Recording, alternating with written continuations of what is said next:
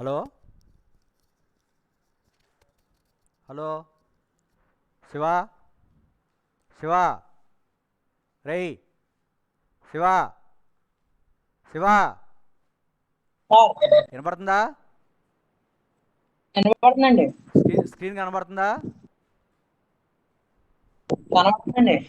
సరే, auditing unit 1 ఒకసారి మళ్ళీ మా ఇంపార్టెంట్ కాన్సెప్ట్స్ అన్నీ కూడా రివైజ్ చేయడం అనేది జరుగుతుంది. ఆల్రెడీ సిలబస్ అయిపోయింది కాబట్టి ఇదంతా కూడా ఒకసారి మళ్ళీ ఇంపార్టెంట్ కాన్సెప్ట్స్ అన్నీ కూడా రివైజ్ చేస్తాను, జాగ్రత్తగా ఫాలో కండి.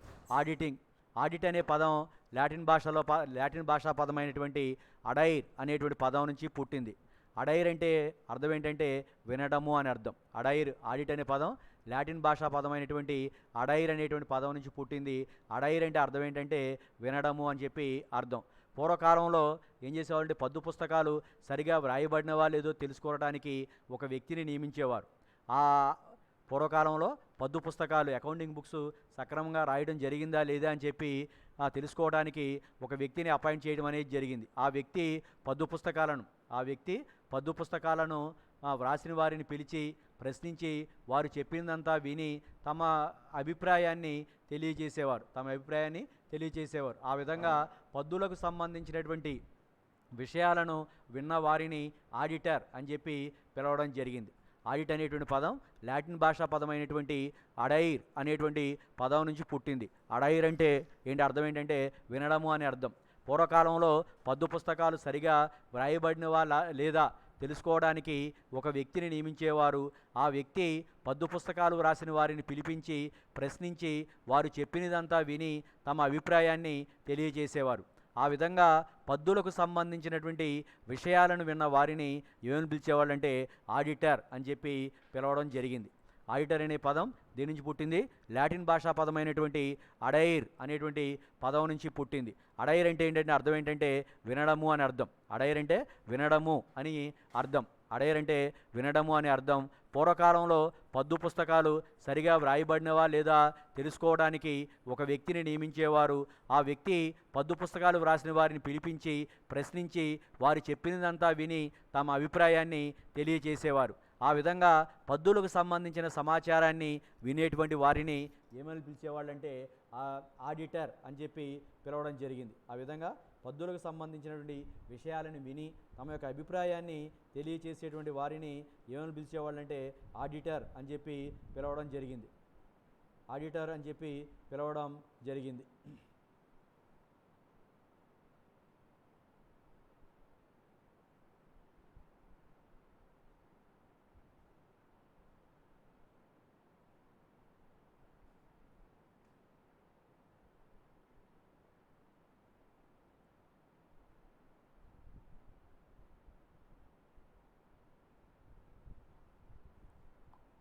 ఎరా శివా రేయ్ డిఎస్కే శివా రేయ్ శివా సార్ ఏంటి సార్ చెప్పండి. ఎక్కువ మంది రాలేదేంటి? ఏమంటే ఇద్దరం ఉన్నాను, బాలు నేను ఉన్నామండి. మరి మిగతా వాళ్ళు ఒకసారి ఫోన్ చేయి, సరేనండి. తొందరగా రమ్మను. కాబట్టి ఆ విధంగా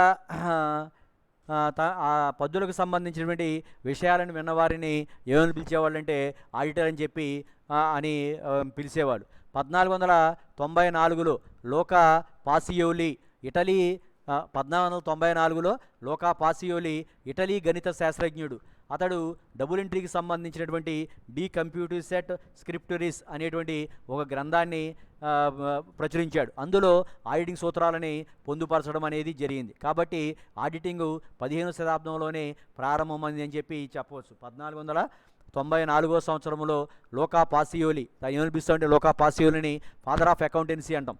1494లో Luca Pacioli is known as father of accountancy. Luca Pacioli Italy గణిత శాస్త్రజ్ఞుడు డబుల్ ఎంట్రీకి సంబంధించినటువంటి డి కంప్యూటిసెట్ స్క్రిప్టరీస్ అనే గ్రంథాన్ని ప్రచురించాడు. డి కంప్యూటిసెట్ స్క్రిప్టరీస్ అనే గ్రంథాన్ని ప్రచురించాడు. అందులోనే ఆడిటింగ్ సూత్రాలను పొందుపరిచినాడు. కాబట్టి ఆడిటింగ్ అనేది 15వ శతాబ్దంలోనే ప్రారంభమైందని చెప్పి చెప్పవచ్చు.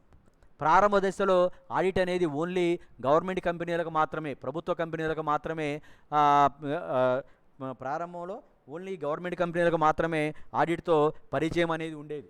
ప్రభుత్వ కంపెనీలకు మాత్రమే ఆడిట్తో పరిచయం అనేది ఉండేది. గవర్నమెంట్కి ఏమవుతుందంటే పన్నుల ద్వారా పెద్ద మొత్తంలో, గవర్నమెంట్కి పన్నుల ద్వారా పెద్ద మొత్తంలో ఆదాయం అనేది వస్తుంది. అదేవిధంగా చాలా పెద్ద మొత్తంలోనే గవర్నమెంటు అనేక సంక్షేమ కార్యక్రమాల కోసం ప్రజలకి కల్పించడానికి ఎక్కువ మొత్తంలో ఖర్చు చేయడం అనేది జరిగింది. కాబట్టి ఈ తనిఖీ చేయడానికి ప్రభుత్వానికి వచ్చేటువంటి ఆదాయాన్ని, ప్రభుత్వం చేసేటువంటి ఖర్చులు సక్రమంగా ఉన్నాయా లేదా అని చెప్పి తనిఖీ చేయడానికి ఒక సపరేట్ పర్సన్స్ని అపాయింట్ చేసేవారు. ఒక ప్రత్యేకమైనటువంటి వ్యక్తులని అపాయింట్ చేయడం అనేది జరిగేది. ఆ తర్వాత ఏమైందంటే ప్రైవేట్ ఫార్మ్స్ కూడా పద్దు పుస్తకాలను ఆడిట్ చేయడం వల్ల కలిగేటువంటి ప్రయోజనాలను గుర్తించారు. పద్దు పుస్తకాలని ఆడిట్ చేయడం వల్ల కలిగేటువంటి ప్రయోజనాలని వాళ్ళు కూడా గుర్తించిన తరువాత వాళ్ళు కూడా ప్రైవేట్ సంస్థలు కూడా ఏం చేయడం ప్రారంభించినాయి అంటే తమ యొక్క ఖాతా పుస్తకాలను ఆడిటింగ్ చేయడం అనేది ప్రారంభించినాయి. ఇక 18వ శతాబ్దంలో పారిశ్రామిక విప్లవం, ఇండస్ట్రియల్ రివల్యూషన్ అనేది సంభవించింది. ఇండస్ట్రియల్ రివల్యూషన్ స్టీమ్ ఇంజన్ని కనిపెట్టిన తర్వాత, జేమ్స్ వాటు స్టీమ్ ఇంజన్ని కనిపెట్టిన తర్వాత ఇంగ్లాండ్లో ఏమైందంటే ఇండస్ట్రియల్ రెవల్యూషన్ పారిశ్రామిక విప్లవం అనేది జరిగింది. అంతకుముందు మ్యాన్ మేడ్ గూడ్స్ అలా ఏమైనాయి అంటే మెషిన్ మేడ్ గూడ్స్గా మారిపోయినాయి. చేతితో వస్తువులను ఉత్పత్తి చేసే స్థానంలో యంత్రాల ద్వారా వస్తువులని ఉత్పత్తి చేయడం అనేది జరిగింది. దాంతో ఉత్పత్తి అనేది పెద్ద ఎత్తున పెరగడం అనేది జరిగింది. తర్వాత ఈ అంతవరకు సహజంగా ఆచరణలో ఉండేటువంటి సొంత వ్యాపార సంస్థలు కానీ భాగస్వామ్య సంస్థలు కానీ పెద్ద మొత్తంలో మూలధనాన్ని ఇన్వెస్ట్ చేసేటువంటి అవకాశం అనేది లేకపోవడం చేత వాటి స్థానంలో ఏమైందంటే కంపెనీ వ్యవస్థ, జాయింట్ స్టాక్ కంపెనీ అనేవి ఆచరణలోనికి రావడం అనేది జరిగింది. ఇందులో ఏమవుతుందంటే నిర్వాహకులు వేరు, తర్వాత ఓనర్స్ అనే వేరు. అందువల్ల ఆడిటింగ్ ఇంపార్టెన్స్ అనేది పెరిగింది. ఆడిటింగ్ యొక్క ఇంపార్టెన్స్ అనేది పెరిగింది.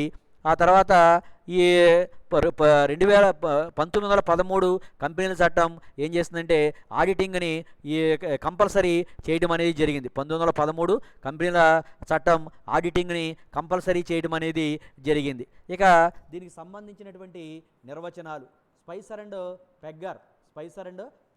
పెగ్గర్ ఏమంటాడంటే తమకు అందిన సమాచారము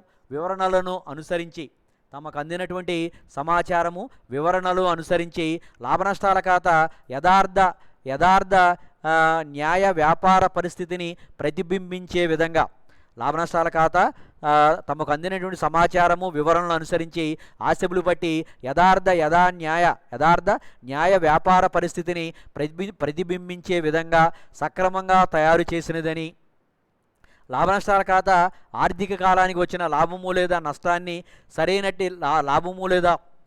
నష్టాన్ని గురించి సరైనటి నిజస్వరూపాన్ని చూపే విధంగా ఉన్నదా లేదనే విషయాల మీద సంతృప్తి చెందడానికి, ఒకవేళ సంతృప్తి చెందనట్లయితే ఏ విషయాల మీద సంతృప్తి చెందలేదో తెలుసుకోవడానికి వ్యాపార పుస్తకాలను, ఖాతాలను, ఓచర్లను ఆడిటర్ చేసేటువంటి పరీక్షనే ఏమనిపిస్తామంటే ఆడిటింగ్ అని చెప్పి స్పైసర్ అండ్ పెగ్గర్ నిర్వచించారు. తమకు అందిన సమాచారము మరియు వివరణలను అనుసరించి ఆశబులు బట్టి యథార్థ న్యాయ వ్యాపార పరిస్థితిని ప్రతిబింబించే విధంగా సక్రమంగా తయారు చేసినదని, లాభనష్టాల ఖాతా ఆర్థిక కాలానికి వచ్చినటువంటి లాభము లేదా నష్టం సరైనటి నిజస్వరూపాన్ని చూపే విధంగా ఉన్నదా లేదా అనే విషయాల మీద సంతృప్తి చెందడానికి, ఒకవేళ సంతృప్తి చెందనట్లయితే ఏ విషయాల మీద సంతృప్తి చెందలేదో తెలుసుకోవడానికి వ్యాపార పుస్తకాలను, ఖాతాలను, ఓచర్లను ఆడిటర్ చేసేటువంటి పరీక్ష, ఓచర్లకు ఆడిటర్ చేసేటువంటి పరీక్షని ఏమనిపిస్తారంటే ఆడిటింగ్ అని చెప్పి వాళ్ళకిచ్చా ఆ దగ్గర ఉంది. కాబట్టి సంతృప్తి చెందుటకును సంతృప్తి చెందుటకును, ఒకవేళ సంతృప్తి చెందకపోయినట్లయితే ఏ విషయాల మీద సంతృప్తి చెందలేదో తెలుసుకోవడానికి వ్యాపార పుస్తకాలను, ఖాతాలను, ఓచర్లను ఆడిటర్ చేసేటువంటి పరీక్షని ఆడిటింగ్ అని చెప్పి స్పైసర్ అండ్ పెగ్గర్ నిర్వచించడం అనేది జరిగింది. నెక్స్ట్ మాంటుగోమరీ. ఆడిట్ అంటే ఏంటంటే మాంటుగోమరీ ఆడిట్ అంటే క్రింది విధంగా నిర్వచించాడు. ఆర్థిక వ్యవహారాలకు సంబంధించినటువంటి వాస్తవాలను, వాటి ఫలితాలను కనుక్కొని లేదా సరిచూచి నివేదించడానికి వ్యాపారాది సంస్థల పుస్తకాలను, రికార్డులను క్రమ పద్ధతి ప్రకారం చేసేటువంటి పరీక్ష మాంటుగోమరీ నిర్వచించాడంటే ఆడిట్ అంటే ఆర్థిక వ్యవహారాలకు సంబంధించిన వాస్తవాలను వాటి ఫలితాలను కనుగొని లేదా సరిచూసి నివేదించడానికి వ్యాపారాది సంస్థల యొక్క పుస్తకాలను, రికార్డులను క్రమ పద్ధతి ప్రకారం చేసేటువంటి పరిశీలనని ఆడిటింగ్ అని చెప్పి ఎల్ఆర్ డిక్సీ నిర్వచించడం అనేది జరిగింది. ఇక నెక్స్ట్ పుస్తకాలలో పొందుపరిచిన వ్యవహారాలు సరిగాను సమగ్రంగాను ఉన్నాయని చెప్పి నిర్ధారించుకోవడానికి చేసేటువంటి పద్దు పుస్తకాల పరీక్షని ఆడిటింగ్ అంటారు. పుస్తకాలలో పొందుపరిచిన వ్యవహారాలు సరిగాను సమగ్రంగాను ఉన్నాయని నిర్ధారించుకోవడానికి చేసేటువంటి పద్దు పుస్తకాల పరీక్షని ఆడిటింగ్ అని చెప్పి నిర్వచించడం జరిగింది. పుస్తకాలలో పొందుపరిచిన వ్యవహారాలు సరిగాను సమగ్రంగాను ఉన్నాయని నిర్ధారించుకోవడానికి చేసేటువంటి పద్దు పుస్తకాల పరీక్షని ఆడిటింగ్ అని చెప్పి నిర్వచించడం జరిగింది. ఇది మనకి ఎక్కువగా వాడుకలో ఉన్నటువంటి నిర్వచనం. పుస్తకాలలో పొందుపరచబడిన వ్యవహారాలు సరిగాను సమగ్రంగాను ఉన్నాయని నిర్ధారణ చేసుకోవడానికి చేసేటువంటి పద్దు పుస్తకాల పరీక్షని ఆడిటింగ్ అని చెప్పి ఎల్ఆర్ డిక్సీ నిర్వచించాడు. తర్వాత ఏడబ్ల్యూ హ్యాన్సన్ అనే వ్యక్తి ఏమని నిర్వచించాడంటే రికార్డుల యొక్క యథార్థతను, ఆ రికార్డుల ఆధారంగా తయారు చేసినటువంటి నివేదికల యథార్థతను నిరూపించే పరీక్షే ఆడిటింగ్ అన్నాడు. రికార్డుల యథార్థతను, ఆ రికార్డుల ఆధారంగా తయారు చేసినటువంటి నివేదికల యథార్థతను నిరూపించేటువంటి పరీక్షే ఆడిటింగ్ అని చెప్పి నిర్వచించడం జరిగింది. రికార్డుల యథార్థతను, ఆ రికార్డుల ఆధారంగా తయారు చేసినటువంటి నివేదికల యథార్థతను నిరూపించేటువంటి పరీక్షయే ఆడిటింగ్ అని చెప్పి ఏడబ్ల్యూ హ్యాన్సన్ నిర్వచించడం అనేది జరిగింది. ఏడబ్ల్యూ హ్యాన్సన్ నిర్వచించాడు. ఇవి ఆడిటింగ్కి సంబంధించినటువంటి నిర్వచనాలు. ఇవి ఆడిటింగ్కి సంబంధించినటువంటి నిర్వచనాలు.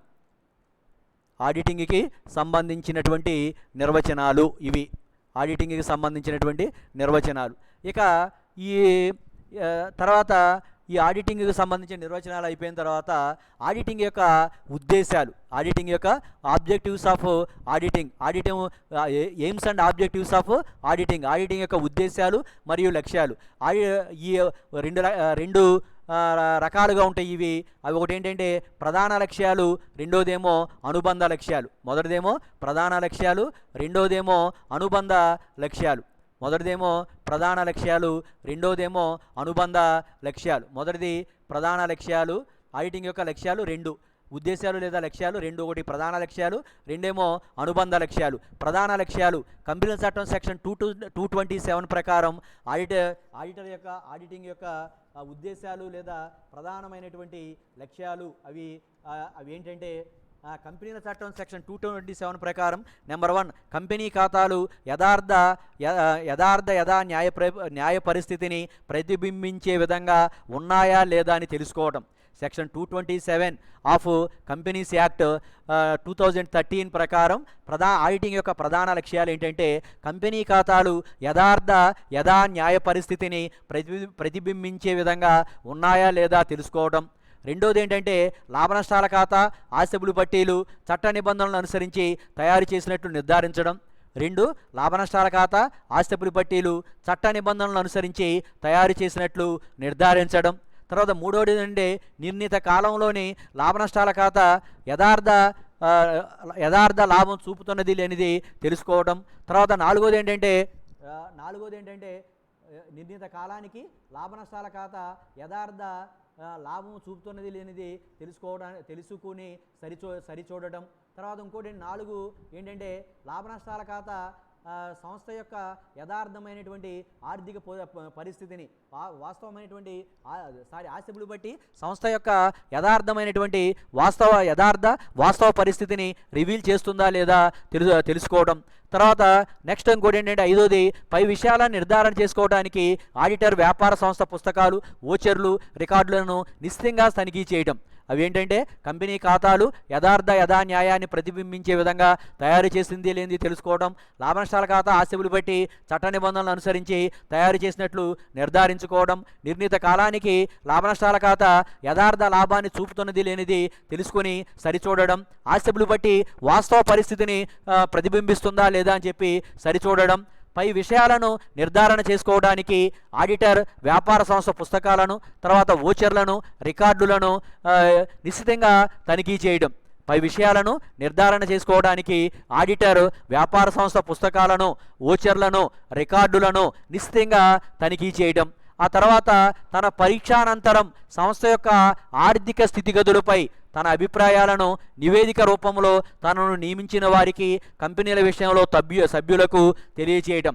తన పరీక్షానంతరం సంస్థ యొక్క ఆర్థిక స్థితిగతులపై తన అభిప్రాయాలను నివేదిక రూపంలో తనను నియమించిన వారికి, కంపెనీల విషయంలో సభ్యులకు తెలియచేయడం. అవి ఏంటంటే కంపెనీల చట్టం 2013 సెక్షన్ 227 ప్రకారం ఆడిటింగ్ యొక్క ప్రధానమైనటువంటి లక్ష్యాలు. ఇక రెండోది ఏంటంటే ఆడిటింగ్ యొక్క అనుబంధ లక్ష్యాలు. అవేమో సెక్షన్ 227 ప్రకారం ప్రధానమైన లక్ష్యాలు. రెండోదేమో ఆడిటింగ్ యొక్క అనుబంధ లక్ష్యాలు. రెండోది ఏంటంటే ఆడిటింగ్ యొక్క అనుబంధ లక్ష్యాలు. రెండోది ఏంటంటే ఆడిటింగ్ యొక్క అనుబంధ లక్ష్యాలు. ఆడిటింగ్ యొక్క అనుబంధ లక్ష్యాలు. ఆడిటింగ్ యొక్క అనుబంధ లక్ష్యాలు ఏంటంటే మొదటిది నెంబర్ 1 దోషాలు కనిపెట్టడం, వాటిని అరికట్టడం. రెండోది ఏంటంటే మోసాలు కనిపెట్టడం, వాటిని అరికట్టడం. మొదటిది ఏంటంటే దోషాలు కనిపెట్టడం, వాటిని అరికట్టడం.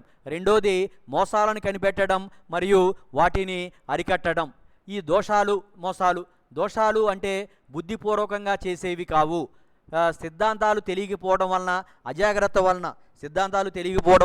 లేదా అజాగ్రత్త వలన సంభవించేటువంటి తప్పులను ఏమని పిలుస్తామంటే దోషాలు అంటాం.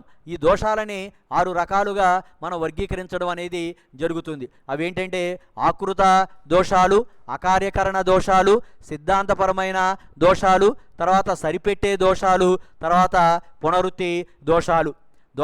దోషములు ఆడిటింగ్ యొక్క ప్రధాన లక్ష్యాలు సెక్షన్ 227 కంపెనీ చట్టం 2013 తెలియజేసినటువంటి లక్ష్యాలని ఏమనిపిస్తామంటే ప్రధాన లక్ష్యాలు అంటాం. అవి కాకుండా అనుబంధ లక్ష్యాలు కూడా ఉన్నాయి. అనుబంధ లక్ష్యాలు అంటే ఏంటంటే దోషాలను కనిపెట్టడం, వాటిని అరికట్టడం. రెండోది మోసాలను కనిపెట్టడం మరియు వాటిని అరికట్టడం. తర్వాత దోషాలు అంటే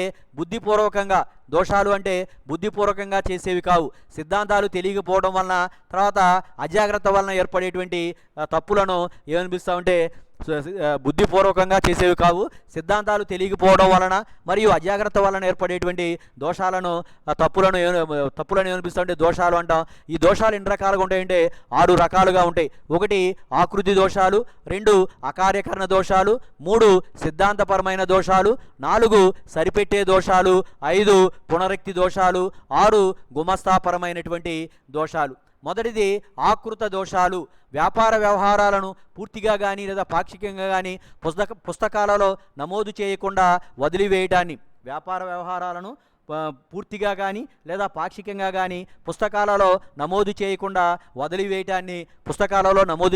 వదిలివేయడాన్ని ఏమని పిలుస్తామంటే ఆకృత దోషము అని చెప్పి చెప్పడం జరుగుతుంది. ఇవి 2 రకాలు. 1 సంపూర్ణ ఆకృత దోషము లేదా పాక్షిక ఆకృత దోషం. సంపూర్ణ ఆకృత దోషము అంటే వ్యవహారాన్ని పూర్తిగా నమోదు చేయకుండా వదిలేసినట్లయితే అట్లాంటి దోషాన్ని ఏమనిపిస్తామంటే సంపూర్ణ ఆకృత దోషము అంటాం. రెండోది ఏంటంటే పాక్షిక ఆకృత దోషం అంటే వ్యవహారాన్ని పాక్షికంగా వదిలివేయటం. పాక్షిక ఆకృత దోషము అంటే వ్యవహారాన్ని పాక్షికంగా వదిలివేయడాన్ని ఏమనిపిస్తామంటే పాక్షిక ఆకృత దోషము అని చెప్పి చెప్పడం జరుగుతుంది. పాక్షిక ఆకృత దోషము అని చెప్పి చెప్పడం జరుగుతుంది. రెండోది ఏంటంటే అకార్యకరణ దోషము. రెండోది అకార్యకరణ దోషం. వ్యవహారానికి సంబంధించిన అంకెలను మొదట్లో తప్పుగా సహాయక చిట్టాలో నమోదు చేయడాన్ని అకార్యకరణ దోషము అంటాం. వ్యవహారానికి సంబంధించినటువంటి అంకెలను మొదట్లో తప్పుగా సహాయక చిట్టాలలో నమోదు చేయడాన్ని అకార్యకరణ దోషము అని చెప్పి చెప్పడం జరుగుతుంది. ఉదాహరణ తప్పుగా కూడికలు, తప్పుగా తీసివేతలు, తర్వాత ఆవర్జ నమోదులు తప్పుగా ఉండడం, వీటి వల్ల అంకణా సమానతకు భంగం కలగవచ్చు లేదా కలగకపోవచ్చు. ఇట్లాంటి దోషాలని ఏమనిపిస్తూ ఉంటే అకార్యకరణ దోషాలు అంటాం. వ్యవహారానికి సంబంధించినటువంటి అంకెలను మొదట్లో తప్పుగా సహాయక చిట్టాలలో నమోదు చేయడం, మొదట్లో తప్పుగా సహాయక చిట్టాలలో నమోదు చేయడాన్ని అకార్యకరణ దోషము అంటాం. తప్పుగా కూడికలు చేయడం, తప్పుగా తీసివేతలు, ఆవర్జ నమోదులో తప్పుగా నమోదు చేయడం, తర్వాత వీటి వల్ల అంకణా సమానత అనేది అంకణా సమానతకు భంగం కలగవచ్చు లేదా భంగం కలగకపోవడానికి కూడా అవకాశం అనేది ఉంటుంది. ఇది ఇక మూడోది ఏంటంటే సిద్ధాంత దోషాలు. వ్యాపార గణక సిద్ధాంతాలకు భిన్నంగా పద్దులను వ్రాయడం వలన ఏర్పడేటువంటి దోషాలని ఏమనిపిస్తూ ఉంటే ఏర్పడేటువంటి దోషాలను ఏమనిపిస్తూ ఉంటే సిద్ధాంతపరమైన దోషాలు అంటాం.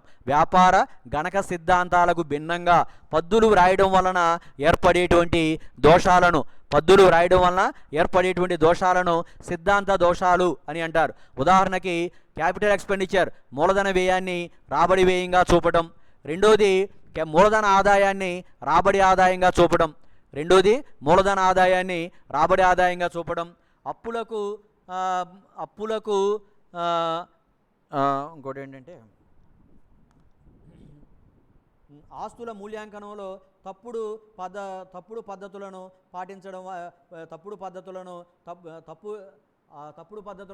పాటించడం, వీటి వల్ల అంకణా సమానతకు భంగం వాటిల్లదు. అయినప్పటికీ కూడా ఇది ఏంటంటే సిద్ధాంతరీత్యా దోషంగానే పరిగణించాలి. వ్యాపార సిద్ధాంతాలకు భిన్నంగా పద్దులు రాయడం వలన ఏర్పడేటువంటి దోషాలను గణక సిద్ధాంతాలకు భిన్నంగా పద్దులు రాయడం వలన ఏర్పడేటువంటి దోషాలను ఏమనిపిస్తూ ఉంటే సిద్ధాంత దోషాలు అంటాం. ఉదాహరణకి క్యాపిటల్ ఎక్స్పెండిచర్ మూలధన వ్యయాన్ని రాబడి వ్యయంగా చూపడం, లేదా మూలధన ఆదాయాన్ని రాబడి ఆదాయంగా చూపడం మొదలైనవి. నెక్స్ట్ నాలుగోది ఏంటంటే సరిపెట్టేటువంటి దోషాలు. ఒక తప్పు వల్ల కలిగేటువంటి ఫలితం వేరొక తప్పు వల్ల తుడిచిపెట్టుకుపోయినట్లయితే దానిని సరిపెట్టే దోషము అంటాం. ఒక తప్పు వల్ల కలిగేటువంటి ఫలితం వేరొక తప్పు వల్ల పోయినచో దానిని ఏమనిపిస్తూ ఉంటే కాంపెన్సేటింగ్ ఎర్రర్, సరిపెట్టేటువంటి దోషము అంటాం. ఉదాహరణకు ఒక ఖాతాలో ఎక్కువగా 1000 రూపాయలు డెబిట్, అదే ఖాతాలో ఎక్కువగా 1000 రూపాయలు క్రెడిట్. ఇది పరస్పరం ఒకదానికొకటి సరిపెట్టుకోవడం అనేది జరుగుతుంది. దీనివలన ఏమవుతుందంటే అంకణా సమానతకు భంగం అనేది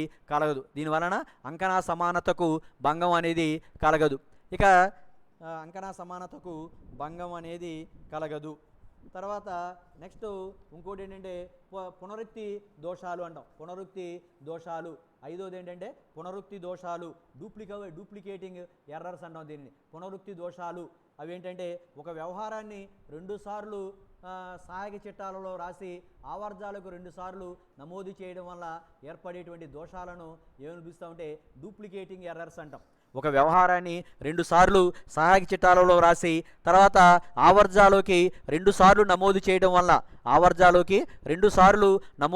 వల్ల ఏర్పడేటువంటి దోషాలను ఏమనిపిస్తూ ఉంటే డూప్లికేటింగ్ ఎర్రర్స్ అని చెప్పి పునరుక్తి దోషాలు అని చెప్పి చెప్పడం జరుగుతుంది. ఒక కొనుగోలు బిల్లును కొనుగోలు చిట్టాలో 2 సార్లు నమోదు చేయడం, దీనివలన ఏమవుతుందంటే అంకణా సమానతకు భంగం వాటిల్లదు. దీనివలన అంకణా అనేది ఈ డెబిట్ క్రెడిట్లు సమానం అయిపోతాయి. కాబట్టి అంకణా సమానతకు ఇది భంగాన్ని కలిగించడం అనేది జరగదు. ఇక ఆరోది ఏంటంటే గుమస్తాపరమైనటువంటి దోషాలు. ఖాతాలను నిల్వ తేల్చడంలో, తర్వాత ఖాతాలను నమోదు చేయడంలో, కూడికలు మరియు తీసివేయటంలో వచ్చే తప్పులను గుమస్తా అసమర్థత, అజాగ్రత్తల వల్ల ఏర్పడతాయి. ఇవి గుమస్తాపరమైనటువంటి క్లరికల్ మిస్టేక్స్ అంటాం. గుమస్తాపరమైనటువంటి దోషాలు ఖాతాలను నిలవదేల్చడంలో, ఖాతాలను నమోదు చేయడంలో, కూడికలు మరియు తీసివేతలలో వచ్చే తప్పులను గుమస్తాల అసమర్థత, అజాగ్రత్త వల్ల ఏర్పడతాయి.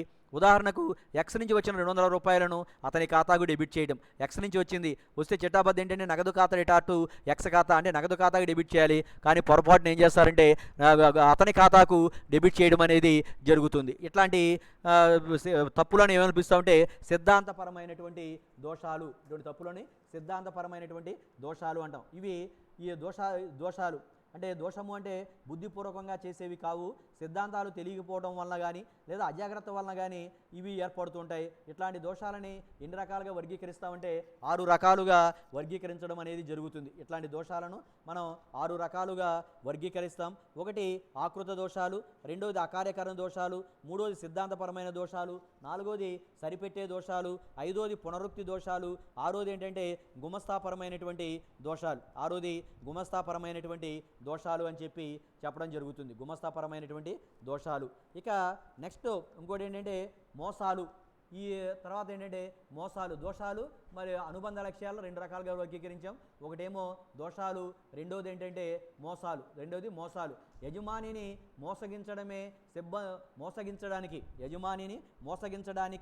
సిబ్బంది ఉద్దేశపూర్వకంగా తప్పు పద్దులు రాయటం కానీ లేదా పద్దు వ్రాయకుండా వదిలివేయటం కానీ చేసిన అట్లాంటి వాటిని అనిపిస్తామంటే ఫ్రాడ్, మోసము అంటాం. యజమానిని మోసగించాలనే ఉద్దేశంతో సిబ్బంది పద్దులను తప్పుగా రాయటం కానీ అసలు పద్దులను పుస్తకాలలో నమోదు చేయకుండా వదిలివేయటం కానీ చేసినచో దానిని ఏమనిపిస్తామంటే మోసము, ఫ్రాడ్ అని చెప్పి అంటారు. మోసము, ఫ్రాడ్ అని అంటారు. వీటిని కనిపెట్టడం చాలా కష్టం. మోసము లేదా ఫ్రాడ్లను కనిపెట్టడం అనేది చాలా కష్టం.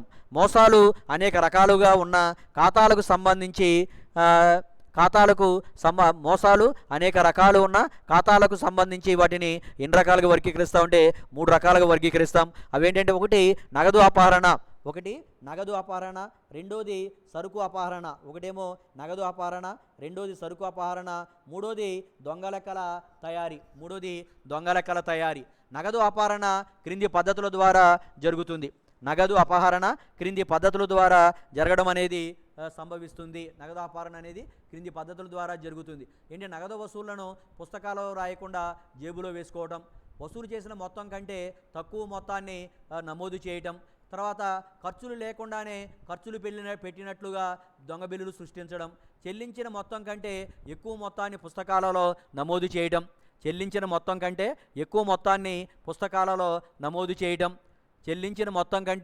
ఎక్కువ మొత్తాన్ని పుస్తకాలలో నమోదు చేయటం. ఐదోది ఏంటంటే క్రెడిట్ సేల్స్ అంటే అరువు అమ్మకాలు పుస్తకాలలో రాయకుండా ఖాతాదారు నుంచి వచ్చినటువంటి నగదును అపహరించడం. తర్వాత ఆరోది ఏంటంటే డిస్కౌంట్ చేసిన హుండీల తాలూకు నగదు డిస్కౌంట్ చేసినటువంటి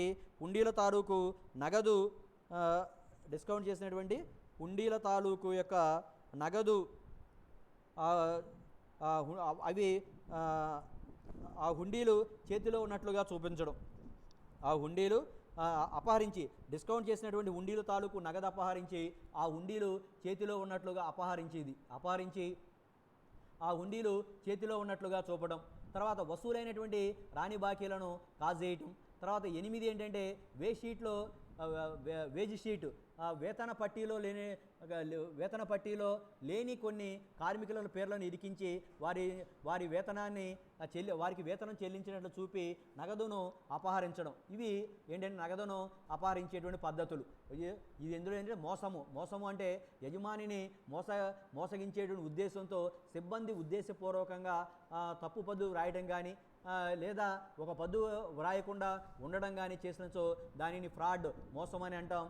దీనిని కనిపెట్టడం చాలా కష్టం. మోసాలను కనిపెట్టడం చాలా కష్టం. ఏంటంటే బుద్ధిపూర్వకంగా మరియు ఉద్దేశపూర్వకంగా చాలా నైపుణ్యంతో వీటిని తయారు చేయడం అనేది జరుగుతుంది. కాబట్టి ఈ మోసాలను కనిపెట్టడం అనేది చాలా కష్టంతో కూడుకున్నటువంటి పని. మోసాలు సంస్థలో మోసాలు అనేవి ఎన్ని రకాలుగా జరుగుతూ ఉంటాయంటే అవి ఒకటి నగదును అపహరించడం, రెండోది సరుకుని అపహరించడం, మూడోది దొంగ లెక్కలని తయారు చేయడం. ఒకటి నగదును అపహరించడం, రెండోది సరుకు అపహరించడం, మూడోది దొంగ లెక్కలు తయారీ చేయడం. నగదు అపహరణ గురించి నగదు అపహరణ క్రింది పద్ధతుల ద్వారా జరగడానికి ఆస్కారం అనేది ఉంటుంది. ఒకటి, నగదు వసూళ్లను పుస్తకాలలో వ్రాయకుండా జేబులో వేసుకోవడం. నగదు వసూళ్లను పుస్తకాల్లో వ్రాయకుండా జేబులో వేసుకోవడం, వసూలు చేసిన మొత్తం కంటే తక్కువ మొత్తాన్ని పుస్తకాలలో నమోదు చేయటం, ఖర్చులు లేకుండానే ఖర్చులు పెట్టినట్లు పుస్తకాలలో వ్రాయడం, చెల్లించిన మొత్తం కంటే ఎక్కువ మొత్తం పుస్తకాలలో నమోదు చేయటం, క్రెడిట్ సేల్స్ ప్రకారం క్రెడిట్ సేల్స్ పుస్తకాల్లో వ్రాయకుండా ఖాతాదారుల నుంచి వచ్చినటువంటి నగదు క్రెడిట్ సేల్స్ పుస్తకాల్లో వ్రాయకుండా ఖాతాదారుల నుంచి క్రెడిట్ సేల్స్ పుస్తకాల్లో వ్రాయకుండా ఖాతాదారుల నుంచి వచ్చినటువంటి నగదును అపహరించడం, డిస్కౌంట్ చేసిన హుండీల తాలూకు నగదును అపహరించి ఆ హుండీలు చేతిలో ఉన్నట్లుగానే చూపడం, తర్వాత వసూలైనటువంటి రాణి బాకీలను కాచేయటం, తర్వాత వేజ్ షీట్లో లేనటువంటి కార్మికుల పేర్లను ఇరికించి వారికి వేతనం చెల్లించినట్లు చూపి నగదును అపహరించడం. ఇవన్నీ కూడా ఏమవుతాయంటే ఇవన్నీ కూడా నగదు అపహరణకు సంబంధించినటువంటి మార్గాలు. ఇన్ని రకాలుగా వ్యాపార సంస్థలలో పనిచేసే సిబ్బంది నగదును అపహరించడానికి అవకాశం అనేది ఉంటుంది. ఇక రెండోది ఏంటంటే వస్తువుల అపహరణ.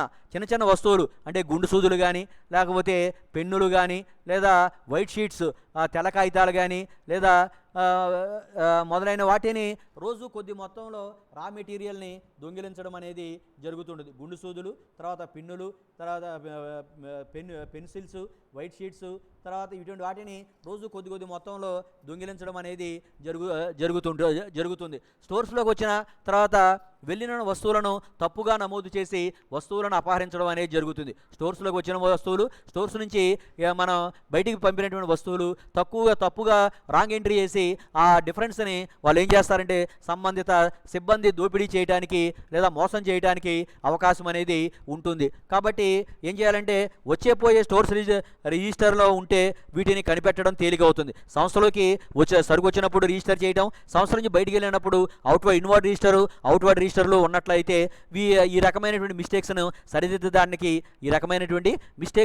సరిదిద్దడానికి ఆస్కారం అనేది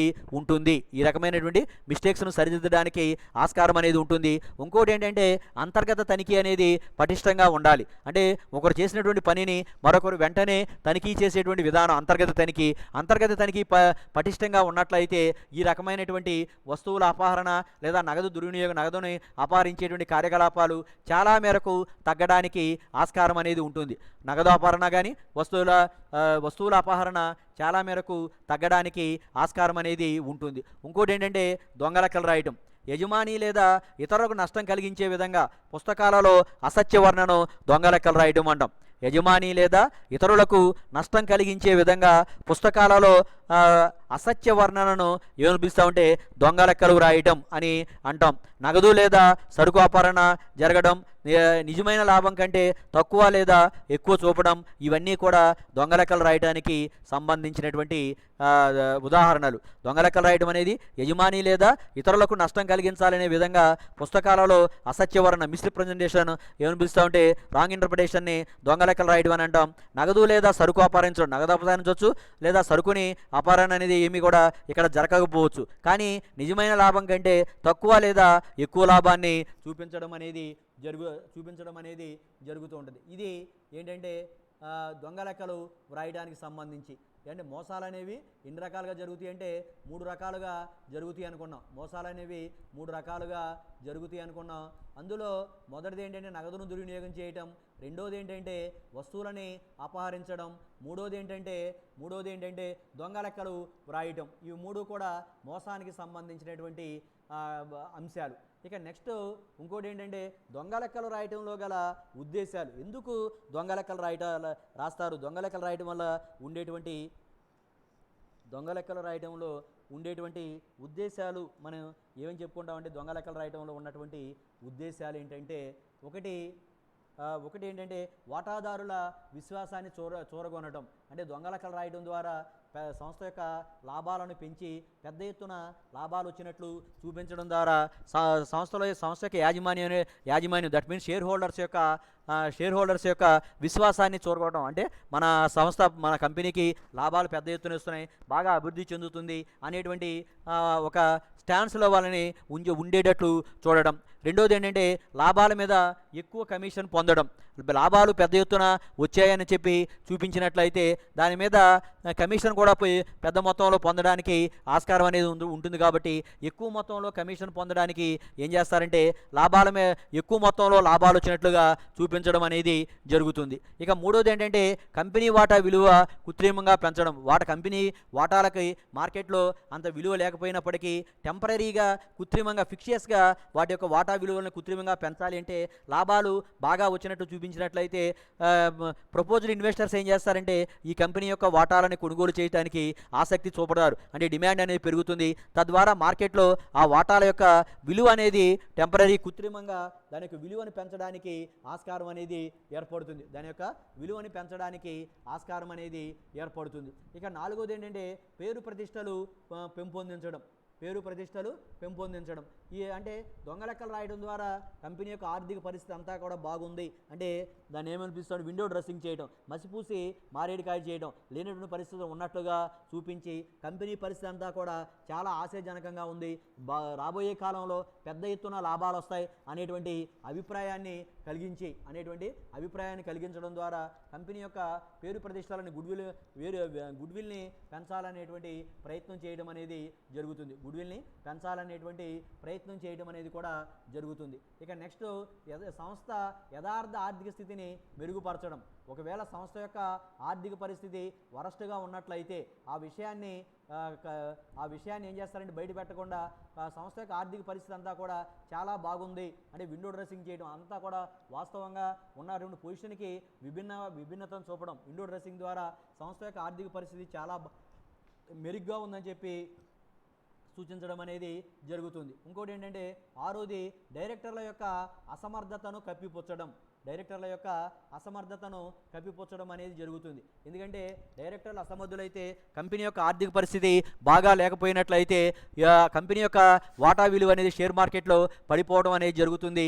దాని మీద ఏం చేస్తారంటే కంపెనీ యొక్క యాజమాన్యం యాన్యువల్ జనరల్ మీటింగ్లో వారి మీద చర్యలు తీసుకోవడం కానీ ఆ డైరెక్టర్లను తొలగించి వారి స్థానంలో వేరొకరిని డైరెక్టర్లుగా అపాయింట్ చేయడం అనేది జరుగుతుంది. కాబట్టి డైరెక్టర్లు తమ యొక్క పదవులను నిలబెట్టుకోవడానికి వాళ్ళు ఏం చేస్తారంటే కంపెనీ యొక్క పరిస్థితి చాలా బాగుంది అని చెప్పి, చాలా ఆశాజనకంగా ఉంది, భవిష్యత్తులో పెద్ద ఎత్తున లాభాలు అనేవి వస్తాయని చెప్పి సూచించడానికి ప్రయత్నం అనేది చేస్తారు. ఇందుకోసం ఏం జరుగుతుందంటే దొంగ లెక్కలు వ్రాయడం అనేది జరుగుతుంటుంది. ఈ ఉద్దేశాన్ని దృష్టిలో పెట్టుకొని ఇన్ని అంశాలను అంటే వాటాదారుల విశ్వాసాన్ని చూరగొనడానికి, లాభాల మీద ఎక్కువ మొత్తంలో కమిషన్ పొందడానికి, కంపెనీ వాటాల విలువలు కృత్రిమంగా పెంచడానికి, తర్వాత ఇంకోటి ఏంటంటే కంపెనీ పేరు ప్రతిష్టలు పెంపొందించడం కోసం, సంస్థ యథార్థ ఆర్థిక స్థితిని మెరుగుపరచడం కోసం, డైరెక్టర్ల అసమర్థతను కప్పిపుచ్చుకోవడం కోసం ఇందుకు ఏం చేస్తారంటే దొంగ లెక్కలు రాయడానికి ఆస్కారం అనేది ఏర్పడుతూ ఉంటుంది. తర్వాత ఇక మెథడ్స్ ఆఫ్ ప్రిపేరింగ్ దొంగ లెక్కలు రాయడానికి దొంగ లెక్కలు తయారు చేసేటువంటి పద్ధతులు ఏంటంటే ఎక్కువ లేదా తక్కువ తరుగుదలను ఏర్పాటు చేయడం. కంపెనీలో నిబంధనల ప్రకారం కంపెనీ చట్టం 2013 నిబంధనల ప్రకారం తరుగుదలను ఏర్పాటు చేయాలి. అలా కాకుండా చట్ట నిబంధనలకి తోసి రాజని చెప్పి వాళ్ళు ఏం చేస్తారంటే తరుగుదలను ఎక్కువగా కానీ లేదా తక్కువగా కానీ నమోదు చేయడం, ఇదొక పద్ధతి దొంగ లెక్కలు రాయడానికి. రెండోది ఏంటంటే ఆస్తులు లేదా అప్పుల విలువను ఎక్కువగా కానీ లేదా తక్కువగా కానీ చూపడం. సంస్థలో ఉండేటువంటి ఆస్తుల యొక్క విలువని ఎక్కువగా కానీ లేదా బాగా తక్కువగా కానీ చూపించడం కూడా దొంగ లెక్కలు రాయడం కిందకే రావడం అనేది జరుగుతుంది. పెట్టుబడి వేయాలని రాబడి వేయాలగాను, లేదా రాబడి వేయాలని పెట్టుబడి వేయాలగాను, లేదా పెట్టుబడి ఆదాయాలను రాబడి ఆదాయాలుగాను, లేదా రాబడి ఆదాయాలని పెట్టుబడి ఆదాయాలుగా కూడా చూపడం అనేది జరుగుతుంటుంది. ఇక నెక్స్ట్ నెంబర్ 4 ఏంటంటే ఆర్థిక మాంద్య పరిస్థితులలో రహస్య రిజర్వులను వినియోగించుకోవటం. ఆర్థిక మాంద్య పరిస్థితులలో రిసెషన్ ఉన్నప్పుడు ఏం చేస్తారంటే ఆ రహస్య రిజర్వులను వినియోగించడం అనేది కూడా జరుగుతుంది. తర్వాత కృత్రిమ అమ్మకాలు, తర్వాత కృత్రిమ కొనుగోళ్లను నమోదు చేయడం అనేది జరుగుతుంది. ముగింపు సరుకు ఎక్కువ లేదా తక్కువగా చూపడం అనేది జరుగుతుంది. రావాల్సినటువంటి ఆదాయాలను లెక్కలోకి తీసుకోకపోవడం అనేది కూడా దొంగ లెక్కలు రాసేటువంటి ఒక విధానం. ఇంకోటి ఏంటంటే చెల్లించాల్సిన వ్యయాలను లెక్కలోకి తీసుకోకపోవడం, ఇవన్నీ కూడా దొంగ లెక్కలు రాసేటువంటి విధానాలే. ఇవన్నీ కూడా దొంగ లెక్కలు రాసేటువంటి ఉద్దేశాలు. ఈ తర్వాత ఈ దొంగ లెక్కలు రాయటము, ఆ తర్వాత విండో డ్రెస్సింగ్ అంటాం. ఇంకోటి ఏంటంటే విండో డ్రెస్సింగ్ ఏంటంటే సంస్థ యొక్క ఆర్థిక పరిస్థితి యథార్థంగా ఉన్నదానికంటే ఎంతో మెరుగ్గా చూపడాన్ని గవాక్ష ప్రదర్శన లేదా విండో డ్రెస్సింగ్ అంటాం. గవాక్ష ప్రదర్శనను మోసం అనడకన్నా తప్పుడు సమాచారాన్ని అందజేయటం మిస్రిప్రజెంటేషన్గా అని చెప్తాం. ఫ్రాడ్ అంటే మోసం, మిస్రిప్రజెంటేషన్ అంటే విండో డ్రెస్సింగ్ అంటాం. సంస్థ యొక్క ఆర్థిక పరిస్థితిని ఉన్నదానికంటే ఎంతో మెరుగ్గా చూపడాన్ని ఏమనిపిస్తూ ఉంటే గవాక్ష ప్రదర్శన అని చెప్పడం జరుగుతుంది. ఈ దిగువ చెప్పిన పద్ధతుల ద్వారా గవాక్ష ప్రదర్శనని అవలంబిస్తారు, విండో డ్రెస్సింగ్కి అవలంబించడం అనేది జరుగుతుంది. అవేంటంటే ఈ సంవత్సరంలో చేసిన కొనుగోళ్లను, ఈ సంవత్సరంలో సరుకును కొనుగోలు చేసినట్లయితే వచ్చే సంవత్సరంలో సరుకుని కొనుగోలు చేసినట్లుగా చూపడం, ఈ సంవత్సరంలో కొనుగోలు చేసినటువంటి సరుకును వచ్చే సంవత్సరంలో కొనుగోలు చేసినట్లుగా చూపడం. రెండోది ఏంటంటే గత సంవత్సరపు ఆదాయాన్ని ఈ సంవత్సరపు ఆదాయంగా చూపడం. గత సంవత్సరం ఆదాయం వచ్చినట్లయితే అక్కడ నమోదు చేయకుండా ఈ సంవత్సరంలో అది వచ్చినట్లుగా చూపడం. తర్వాత మూడోది ఏంటంటే ఈ సంవత్సరపు వ్యయాలను, ఈ సంవత్సరం ఏదైనా ఖర్చు పెట్టినట్లయితే దాన్ని ఈ సంవత్సరంలో చూపకుండా వచ్చే సంవత్సరపు వ్యయాలుగా చూపడం. తర్వాత స్వల్పకాలిక రుణాలను దీర్ఘకాలిక రుణాలుగా చూపడం, షార్ట్ టర్మ్ లోన్స్ని లాంగ్ టర్మ్ లోన్స్గా చూపడం. తరుగుదల మరియు రాణి బాకీల నిమిత్తం సరిపోయేటంత ప్రొవిజన్ను ఏర్పాటు చేయలేకపోవడం, తరుగుదల మరియు రాణి బాకీల నిమిత్తం సరిపోయేటంతగా ప్రొవిజన్ను ఏర్పాటు చేయలేకపోవడం. తర్వాత ఆరోది ఏంటంటే రాబడి వ్యయాన్ని పెట్టుబడి వ్యయంగా పరిగణించడం.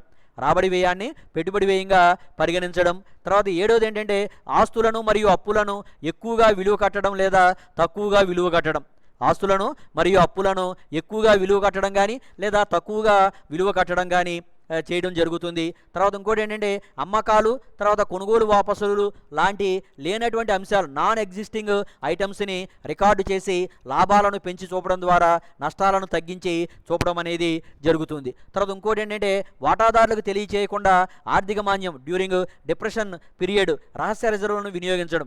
వాటాదారులకు తెలియచేయకుండా ఆర్థిక మాంద్య కాలంలో డ్యూరింగ్ డిప్రెషన్ పీరియడ్లో రహస్య రిజర్వులను వినియోగించడం. ఇవన్నీ కూడా విండో డ్రెస్సింగ్ అంటే మసిపూసి మారేడుకాయ చేయడం అని తెలుగులో, దాన్నే ఇంకేమనిపిస్తాం ఇంగ్లీష్లో విండో డ్రెస్సింగ్ అంటాం, గవాక్ష ప్రదర్శన అని చెప్పడం జరుగుతుంది. సంస్థ యొక్క ఆర్థిక స్థితి యథార్థంగా ఉన్నదానికంటే ఎంతో మెరుగుగా చూపడాన్ని ఏమనిపిస్తూ ఉంటే గవాక్ష ప్రదర్శన అంటాం, విండో డ్రెస్సింగ్ అంటాం. ఏంట్రా రే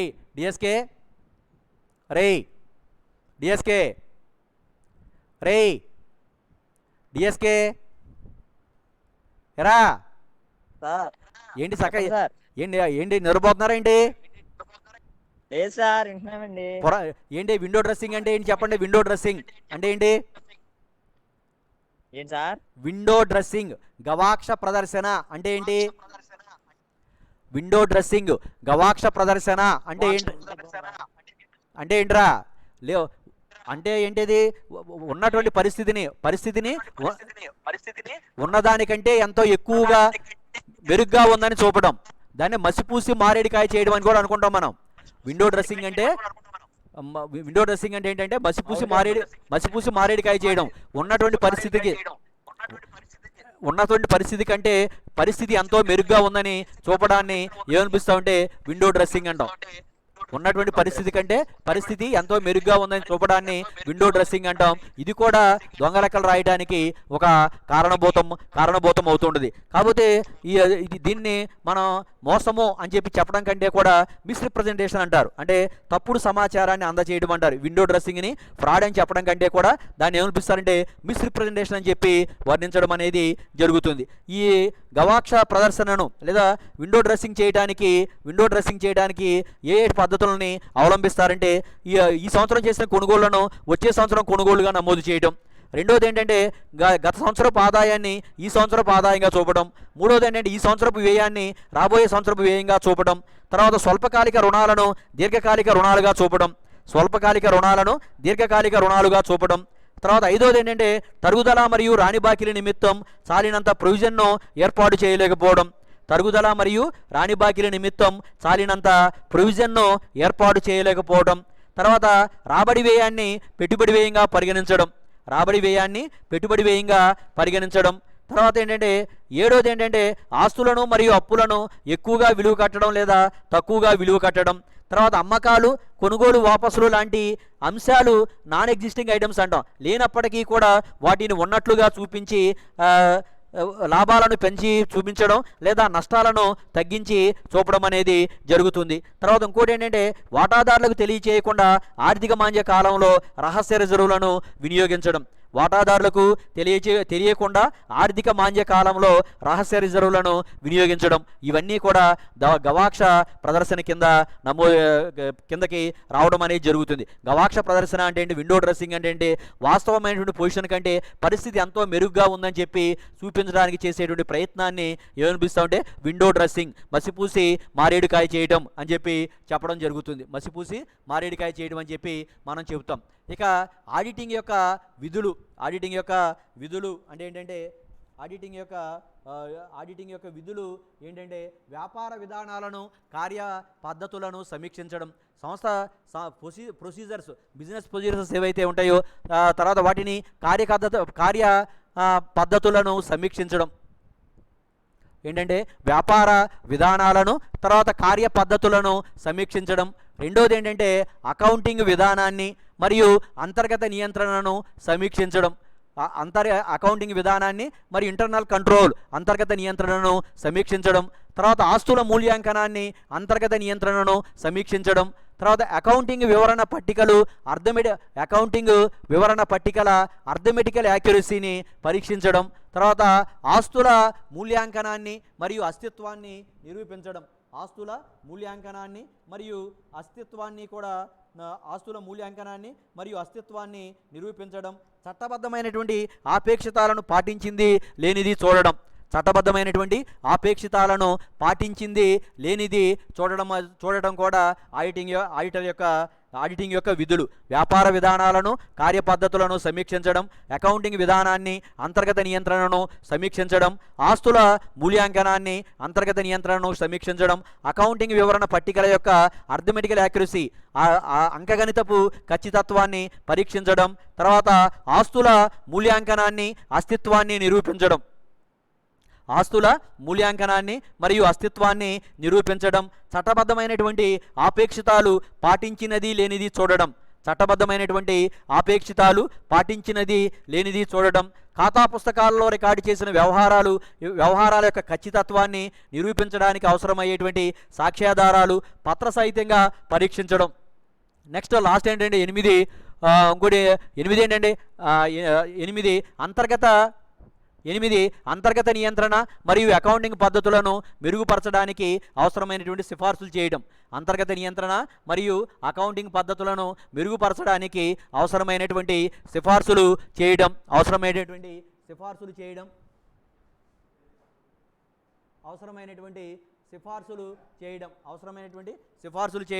ఇంకోటి ఏంటంటే పెట్టుబడి మరియు రాబడి అంశాల మధ్య గల వ్యత్యాసాలని సరిచూడడం. తర్వాత ఇందులో ఇమిడి ఉన్నటువంటి చర్యలు అకౌంటింగ్ మరియు అంతర్గత నియంత్రణ విధానాలను విశ్లేషణ చేయడం మరియు సమీక్షించడం. అకౌంటింగ్ మరియు అంతర్గత నియంత్రణ విధానాలను విశ్లేషించడం మరియు సమీక్ష చేయడం.